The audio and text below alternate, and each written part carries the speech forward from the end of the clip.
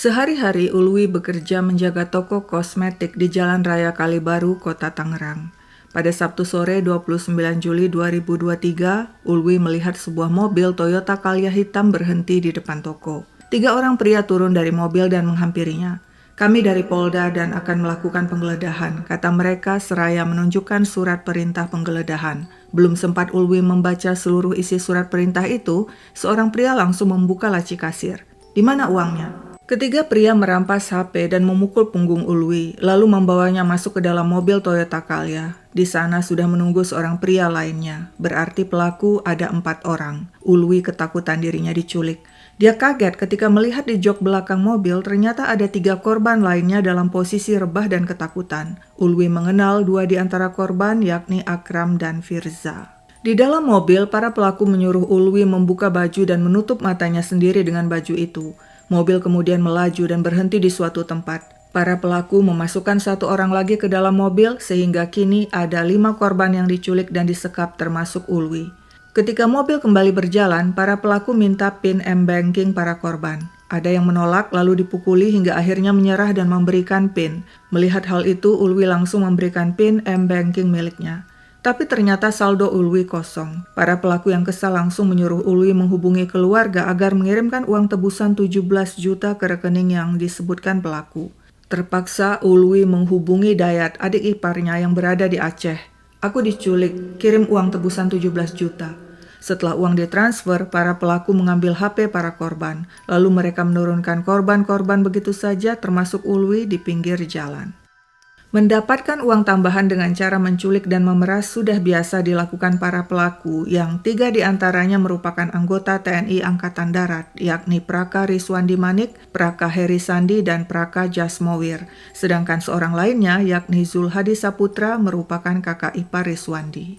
Pada 12 Agustus 2023 mereka beraksi lagi. Mereka culik seorang pria bernama Imam Mashkur. Mereka aniaya pria itu dan minta tebusan pada keluarganya. Namun sebelum Praka Riswandi CS berhasil mendapatkan uang, Imam Mashkur meninggal di dalam mobil akibat penyiksaan. Riswandi CS yang panik lalu membuang jasad Imam ke sungai di kawasan Purwakarta. Ketika kemudian jasad ditemukan warga dan Praka Riswandi CS berhasil ditangkap polisi, terkuaklah aksi mengerikan para pelaku. Betapa nekat dan bejat kelakuan para oknum aparat tersebut yang melampaui nalar dan akal sehat. Begini ceritanya. Prajurit kepala atau Praka Riswandi Manik, Praka Heri Sandi, dan Praka Jasmowir satu angkatan. Mereka masuk sebagai prajurit TNI Angkatan Darat melalui pendidikan secata tahun 2013 di Kodam Iskandar Muda Aceh. Praka Riswandi merupakan anggota pasukan pengamanan presiden atau Paspampres yang bertugas melakukan pengawalan kendaraan terhadap Presiden RI atau tamu VVIP setingkat presiden. Praka Henry Sandi bertugas di Mabes Direktorat Topografi TNI Angkatan Darat Jakarta Pusat. Pratu Jasmowir bertugas di Kodam Iskandar Muda Aceh. Sedangkan Zulhadi, kakak ipar Riswandi, bekerja sebagai security di sebuah perusahaan di Pulau Gadung, Jakarta Timur. Pada malam 11 Agustus 2023, Riswandi sedang libur dan berada di rumah dinas Paspampres di Cikeas, Bogor. Pratu Jasmowir dan Praka Henry kemudian menghubungi dan mengajaknya untuk beraksi lagi melakukan pemerasan. Seperti yang sudah-sudah, target mereka adalah toko obat dan kosmetik yang menjual obat-obat keras secara ilegal tanpa izin resmi. "Gimana, Le? Besok jadi nggak? Jam berapa?" Praka Riswandi menolak. "Saya baru pulang dari Solo, kegiatan pengawalan terhadap istri RI1. Saya rencana mau jalan-jalan sama anak istri." Namun setelah dibujuk kedua konconya itu, Riswandi akhirnya mengiyakan. Esoknya Sabtu pagi 12 Agustus 2023, Riswandi dan istri cekcok karena Riswandi membatalkan acara jalan-jalan. "Saya ada urusan sama kawan-kawan. Besok kan hari Minggu, kita bisa jalan-jalan." Sang istri menangis. Meski begitu, Riswandi tidak mengurungkan niatnya. Pukul 10 pagi, dia dijemput ketiga konconya, yakni Praka Heri, Praka Jasmowir, dan Zulhadi dengan mobil Innova sewaan. Mereka sudah biasa melakukan aksi ini, jadi sudah tahu tugas masing-masing. Nanti mereka akan berpura-pura sebagai petugas kepolisian yang melakukan penggerebekan dengan membawa surat tugas palsu yang sudah disiapkan Jasmowir. Rizwandi akan berperan sebagai kepala unit atau kanit kepolisian, Harry sebagai anggota kepolisian, Jasmowir sebagai wakil kepala unit kepolisian, sedangkan Zulhadi sebagai pendamping. Seperti biasa, mereka membawa perlengkapan yang dibutuhkan untuk menjalankan aksi, yakni kabel listrik tembaga, borgol, lakban, softgun, rompi kepolisian, handy-talkie, dan sarung tangan. Pukul 4 sore mereka tiba di lokasi target, sebuah toko obat dan kosmetik di Jalan Insinyur Juanda, Rempoa, Ciputat Timur, Kota Tangerang Selatan. Setelah memarkir mobil, Prakaheri turun sendirian dan menuju toko berpura-pura sebagai pembeli obat ilegal. "Ada TM nggak?" tanyanya pada pemilik toko yang bernama Imam Mashkur. "Ada," jawab Imam. Prakaheri langsung mengeluarkan handy-talkie dan mengontak Praka Rizwandi yang menunggu di mobil. "Ada, Le, merapat." Mendengar ada yang tidak beres, Imam Mashkur langsung mendorong Prakaheri dan berteriak, "Rampok, rampok!" Warga berdatangan dan langsung membantu. Mereka piting leher Prakaheri yang meronta-ronta. Tiba-tiba muncul dua pria mengenakan rompi polisi, yakni Praka Rizwandi dan Praka Jasmowir. Keduanya kaget melihat Harry dalam posisi telentang di tanah, dikerumuni warga yang marah. Praka Rizwandi langsung membentak warga, "Woi, kalian ngapain? Ini anggota." Praka Jasmowir juga ikut berteriak, "Saya anggota. Woi, kalian berani kali sama anggota." Dia tunjukkan surat perintah palsu penggeledahan toko milik Imam Mashkur. Begitu melihat surat itu, beberapa warga mulai mundur. Praka Rizwandi mengajak Imam masuk ke dalam toko. "Kamu tahu nggak yang kamu jual ini obat terlarang?" Imam diam saja. Kemudian Praka Rizwandi mengambil obat TM atau tramadol dan menunjukkan kepada warga sambil berkata, "Ini yang kalian bela, dia jual obat tramadol." Semua warga akhirnya bubar. Praka Jasmowir tidak membuang waktu. Dia segera menjarah uang toko sebesar 250.000, juga mengambil obat-obatan yang dijual secara ilegal di toko itu, lantas memasukkannya ke dalam kantong plastik hitam. Rizwandi dan Jasmowir kemudian memborgol Imam dan memasukkannya ke mobil Innova sewaan yang ditunggui Zulhadi. Obat-obatan dan uang di dalam kantong plastik diserahkan kepada Zulhadi untuk disimpan. Prakaheri lalu berkata kepada Praka Rizwandi, "Le, kamu aja yang bawa mobil." Rizwandi pun menyetir. Di jok belakang, Harry dan Jasmowir mengapit Imam yang tidak berkutik. Mereka geledah Imam dan merampas 2 HP-nya, lalu menyuruhnya membuka baju dan menutup matanya sendiri dengan baju itu. Prakaheri lantas memukul Imam dengan tangan kosong dan handy-talkie, juga mencambuk punggungnya dengan kabel listrik tembaga berkali-kali. Zulhadi menanyakan password HP dan PIN M-Banking Imam. Pukul 5.40 sore mereka berhenti sejenak di Indomaret Pasar Minggu untuk istirahat, ngopi, dan merokok. Sementara Imam tetap berada di dalam mobil dijaga Zulhadi. Usai istirahat, Praka Rizwandi CS menuju target berikutnya, sebuah toko obat dan kosmetik di kawasan Condet, Jakarta Timur. Di tengah perjalanan tanpa henti mereka menganiaya Imam yang kedua tangannya diborgol ke belakang dan matanya ditutup baju. Rizwandi CS memaksa Imam menghubungi keluarga di Aceh untuk minta tebusan yang harus segera ditransfer ke rekening yang disebutkan. Imam yang tak berdaya menelpon keluarganya. "Aku ditangkap, tolong transfer uang 50 juta. Keluarga tentu saja bingung sekaligus cemas, mereka tidak punya uang sebanyak itu. Sementara itu pukul 7.30 malam, Rizwandi CS tiba di lokasi target kedua, sebuah toko obat dan kosmetik di Jalan Olahraga Condet, Jakarta Timur.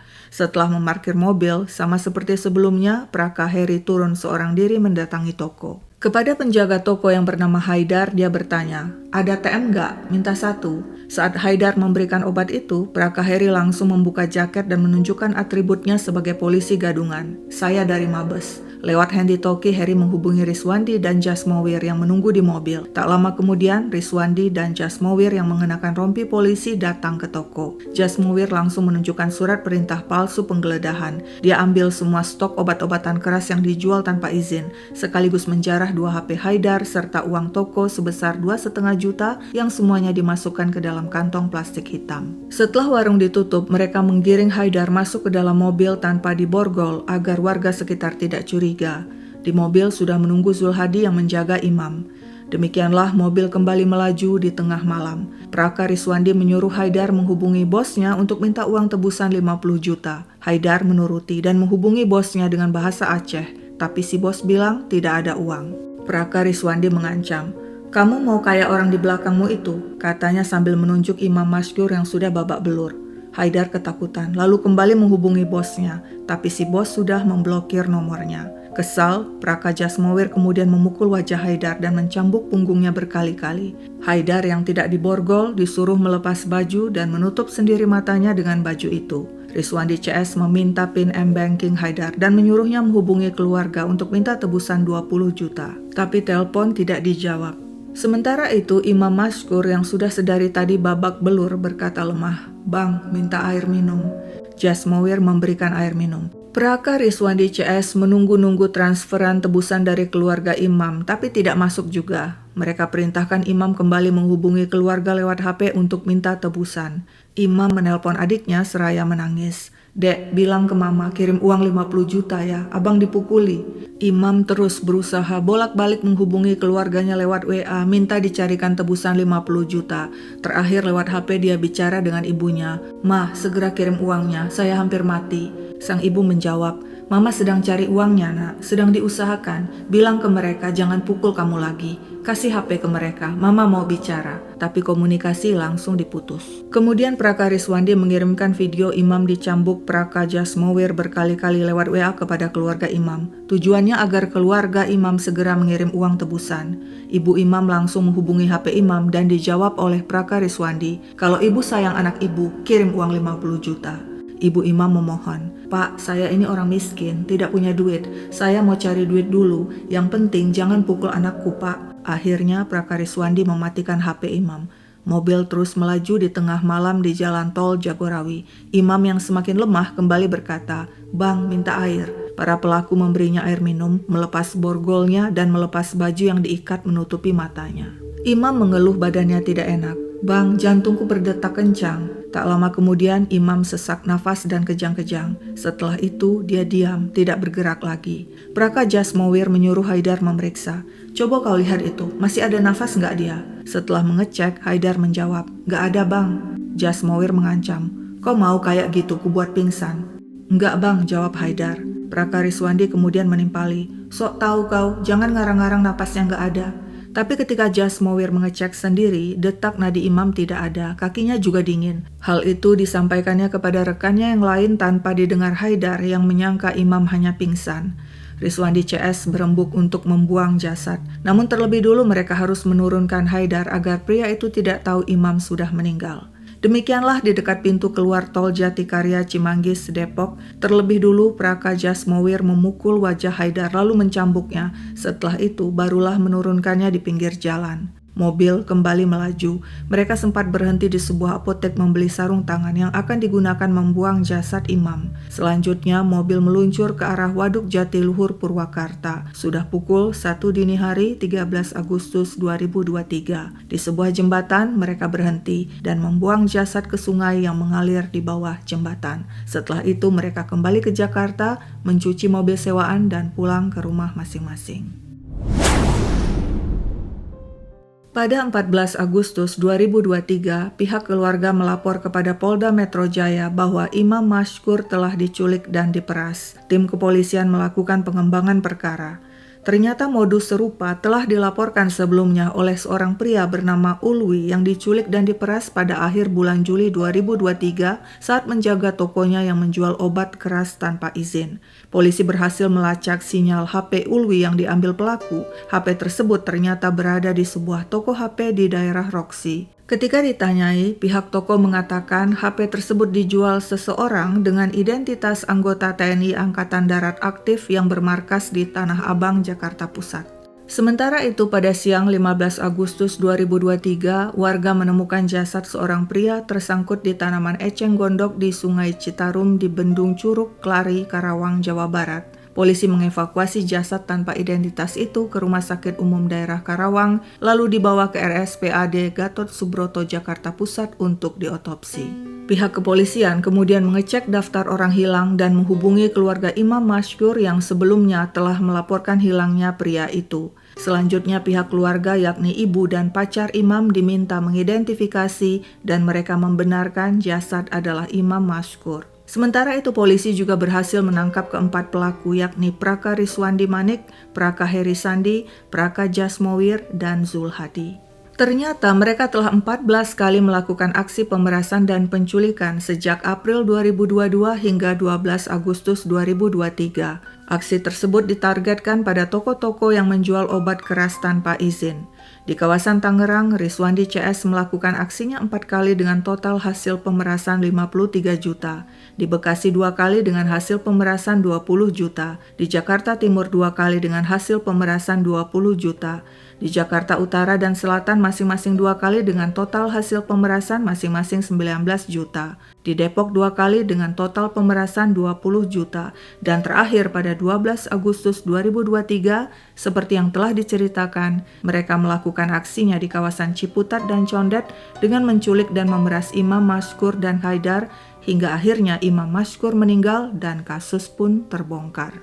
Selain uang, selama kurang lebih setahun melakukan aksinya, Praka Riswandi CS juga merampas HP para korban. Kurang lebih ada 15 HP dan menjualnya di kawasan Roxy. Total penjualan HP yang mereka dapatkan selama ini sekitar 30 juta. Dan tak hanya itu, obat-obatan keras yang mereka rampas dari toko para korban kemudian mereka jual kepada seorang penadah. Bagaimana awal mula mereka melakukan kejahatan itu? Praka Riswandi Manik mengaku awalnya dulu tahun 2016 dia dimintai tolong untuk membacking toko temannya di Bekasi yang menjual obat-obat penenang tanpa izin. Sebabnya temannya itu jengkel karena sering diperas oknum polisi yang minta uang tebusan. Nah, dari situlah muncul ide Praka Riswandi selaku ketua komplotan untuk berpura-pura jadi polisi dan bersama komplotannya memeras toko-toko yang menjual obat-obat keras tanpa izin dan tanpa backing. Biasanya Riswandi CS terlebih dulu melakukan patroli di wilayah yang akan ditargetkan dengan cara mengintai khususnya toko yang tidak memiliki CCTV dan tidak punya backing. Jika target sudah dapat, mereka pun melakukan penculikan, penganiayaan, dan pemerasan untuk mendapatkan uang. Uang tersebut mereka bagi berempat dan digunakan sebagai uang tambahan untuk memenuhi kebutuhan sehari-hari dan kebutuhan keluarga. Nah, sehubungan dengan korban Haidar, Praka Jasmowir mengatakan mereka sebenarnya mengenal pria itu. Haidar malah pernah minta bantuan mereka untuk menggerebek toko saingannya yang juga menjual obat-obatan keras tanpa izin.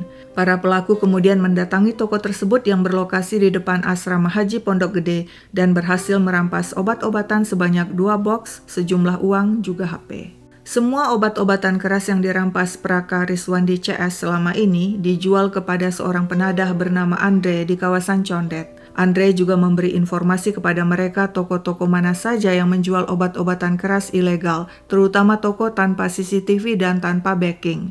Jadi sebenarnya 2 minggu sebelum tewasnya Imam Mashkur, Praka Jasmowir mendapat info dari Andre agar mereka menggerebek toko Imam Mashkur yang tidak memiliki CCTV dan tidak punya backing. Menurut pengakuan Praka Jasmowir, Andre pernah bilang di kawasan Condet, Jakarta Timur banyak toko dan banyak orang Aceh yang menjual obat-obat keras tanpa izin. Keluarga Imam Mashkur mengatakan tidak tahu selama ini Imam menjual obat keras tanpa izin. Imam sebenarnya tak lama lagi akan pulang ke Aceh untuk melangsungkan pertunangan dengan kekasihnya Yuni. Namun sebelum hal itu terwujud, Imam telah meninggal dunia di tangan Praka Riswandi dan komplotan. Dalam persidangan yang digelar di Pengadilan Militer Jakarta, kuasa hukum para terdakwa mengatakan korban Imam Mashkur selama ini terbukti menjual dan mengedarkan obat-obatan keras tanpa izin di tokonya yang berlokasi di Rempoa, Ciputat, Tangerang Selatan. Menurut kuasa hukum, perbuatan Imam sebagai penjual atau pengedar berdampak negatif, merusak masa depan anak bangsa yang kecanduan obat terlarang, sehingga aksi pidana yang dilakukan para terdakwa menyelamatkan anak bangsa lainnya dari ketergantungan obat terlarang. Sebab itu kuasa hukum mohon majelis hakim menjatuhkan hukuman seringan-ringannya dan seadil-adilnya kepada para terdakwa dan minta agar para terdakwa tidak dipecat dari dinas militer. Para terdakwa juga dianggap masih berusia muda sehingga masih bisa dibina. Setelah mempertimbangkan berbagai hal, pada Desember 2023, Majelis Hakim Pengadilan Militer Jakarta menyatakan para terdakwa Riswandi Manik, Heri Sandi, dan Jasmowir bersalah melakukan pembunuhan berencana dan penculikan secara bersama-sama. Keadaan yang memberatkan antara lain, para terdakwa merusak citra TNI Angkatan Darat di mata masyarakat. Perbuatan para terdakwa sangat keji sehingga layak mendapat hukuman setimpal. Para terdakwa seharusnya menyerahkan korban Imam Mashkur kepada pihak berwajib, bukan malah menculik, memeras, membunuh, dan membuang jasadnya. Keadaan yang meringankan, para terdakwa menyesali perbuatannya dan berjanji tidak akan mengulangi. Para terdakwa berterus terang dan belum pernah dihukum baik disiplin maupun pidana. Majelis hakim akhirnya menjatuhkan vonis penjara seumur hidup kepada ketiga terdakwa dan memecat mereka dari dinas militer. Sementara itu, pelaku lainnya yakni Zulhadi yang merupakan kakak ipar Rizwandi dan turut membantu aksi kejahatan divonis Majelis Hakim Pengadilan Negeri Tangerang 4 tahun penjara. Sekian dulu ceritaku, sampai jumpa kapan-kapan.